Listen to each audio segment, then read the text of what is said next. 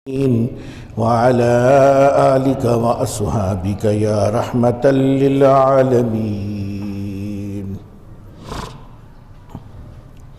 حاضرین محترم، پچھلے جمعہ میں نے آپ سے عرض کی تھی کہ یہ نیت کر کے آیا کریں کہ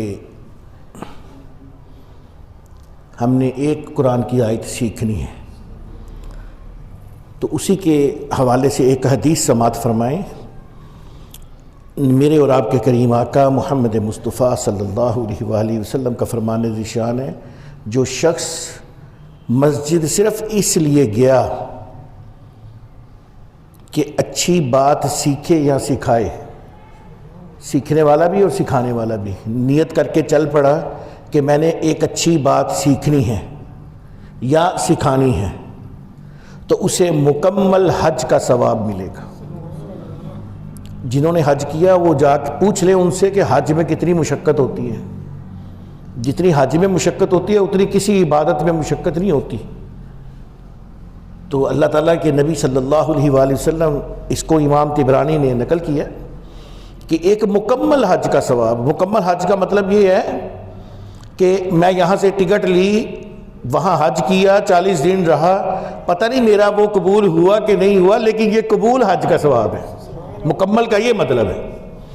تو ہم الحمدللہ ہر جمعے یہی نیت کیا کریں گے، تو میں کوشش کروں گا کہ میں بھی اپنے اعمال میں اضافہ کروں اور آپ بھی اپنے اعمال میں اضافہ کریں۔ ہم سب بھوکے ہیں اعمال کے، اچھے اعمال کے۔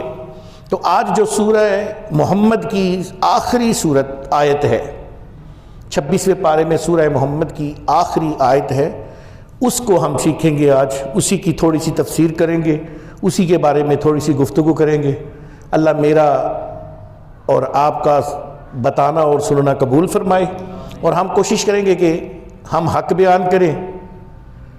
باقی غلطیاں تو اللہ تعالیٰ معاف کر ہی دیتا ہے، جان بوجھ کے کی گئی غلطی معاف نہیں ہوتی، انجانے میں کی گئی غلطی معاف ہو جاتی۔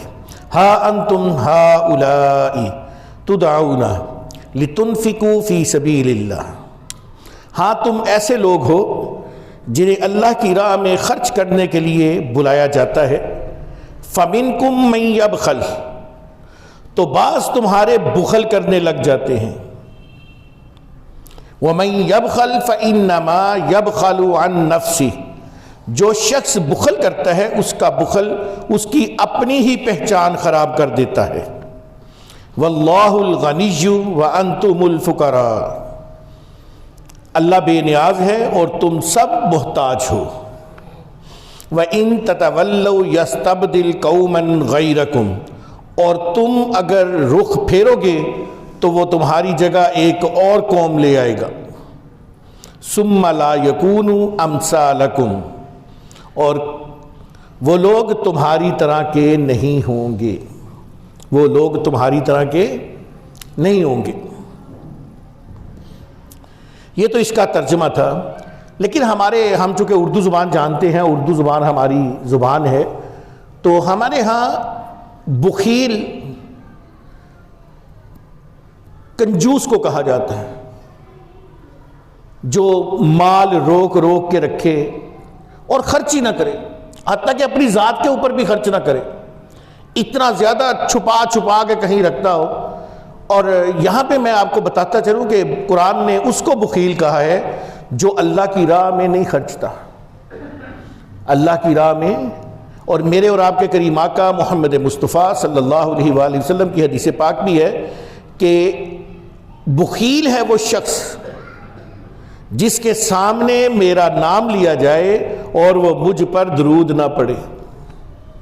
سنی حدیث ہے آپ نے پہلے بھی ماشاءاللہ، کہ بخیل ہے وہ شخص، اس کو بھی بخیل کہا گیا، اور جو اللہ کی راہ میں مال نہ خرچے وہ بھی بخیل ہے، جو اللہ کی راہ میں جہاد نہ کرے وہ بھی بخیل ہے، جس کو اللہ تعالیٰ نے اولاد دی ہے وہ اولاد کو اللہ کی راہ پہ نہ چلائے وہ بھی بخیل ہے۔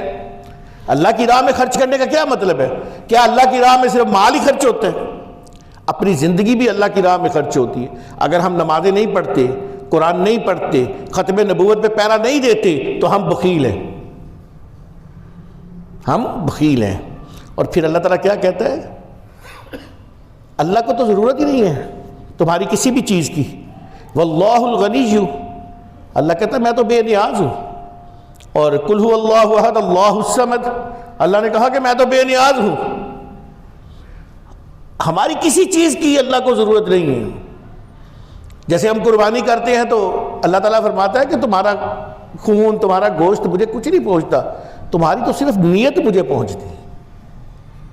گوشت تم اپنے گھر رکھ لیتے ہو، خون نالیوں میں بہا دیتے ہو، اور کچھ غریبوں کو کھلا دیتے ہیں گوشت. کسائیوں کی موجیں لگی ہوتی ہیں، غریبوں کی بھی اس دن موجیں لگی ہوتی ہیں، وہ بھی کھا رہے ہوتے ہیں. لیکن اللہ کو کیا پہنچ رہا ہوتا ہے؟ اللہ کو ہماری نیت پہنچ رہی ہوتی ہے. تو اللہ تو بے نیاز ہے. وَأَنْتُمُ الْفُقَرَاءُ، اور ہم سب، وہ جو بڑی سیٹ پہ جو بیٹھا ہے وہ بھی اللہ کی نگاہ میں فقیر ہے، اور جو یہاں بیٹھا ہے وہ بھی اللہ کی نگاہ میں فقیر ہے، جو یہاں بیٹھا ہے وہ بھی اللہ کی نگاہ میں. اور سورہ ابراہیم کی ایک آیت ہے، اس کو بھی ذرا سماعت کر لیں ساتھ ہی ساتھ. اِن یشاء یذھبکم ویأتی بخلق جدید، یہ سورہ ابراہیم جو 13ویں پارے میں ہے. اور اگر اللہ چاہے تو تم سب کو فنا کر دے، اور اگر اللہ چاہے تو تم سب کو فنا کر دے.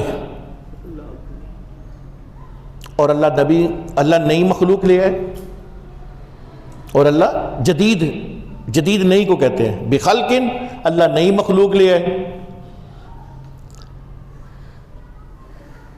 آج ہم اگر تھوڑا سا غور کر لیں تو ہم بہت دور ہوتے جا رہے ہیں. جب یہ آیت کریمہ نازل ہوئی تو کوئی بھی آیت نازل ہوتی تھی تو صحابہ اس کے متعلق اگر نہیں سمجھ آتی تھی تو سوال ضرور پوچھتے تھے. تو صحابہ نے عرض کیا یا رسول اللہ صلی اللہ علیہ وآلہ وسلم، کن لوگوں کو اللہ ہماری جگہ لے آئے گا؟ تو نبی علیہ الصلوۃ والسلام کے ساتھ حضرت سلمان فارسی بیٹھے تھے. آپ نے سلمان فارسی کے کندھے پہ ہاتھ مارا، فرمایا اس کی قوم کو.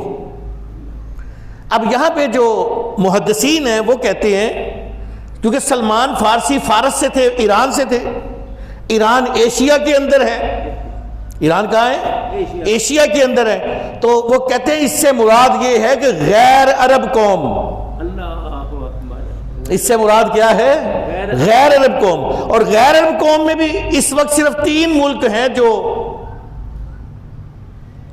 جہاد میں حصہ لیتے رہے ہیں، اور انشاءاللہ آئندہ بھی لیں گے.